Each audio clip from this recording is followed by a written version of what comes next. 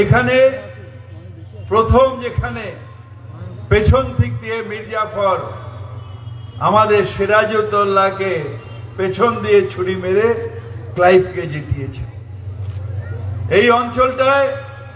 তাই আপনাদের কাছে এটা একটা, আমাদের কাছে এটা অত্যন্ত তাৎপর্যপূর্ণ, কারণ ঠিক সেইভাবে যেভাবে একটা সময় সিরাজউদ্দৌলার পেছনে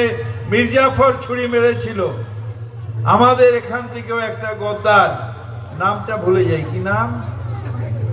নাম ভাই, ওই যাই হোক, সে এখান থেকে ওখানে গিয়ে সে কি বলছে, এখন গিয়ে বলছে হিন্দু হিন্দু হিন্দু, যেন মনে হচ্ছে পৃথিবীতে একটা হিন্দু জন্মেছে, যেটা ওই গদ্দারটা।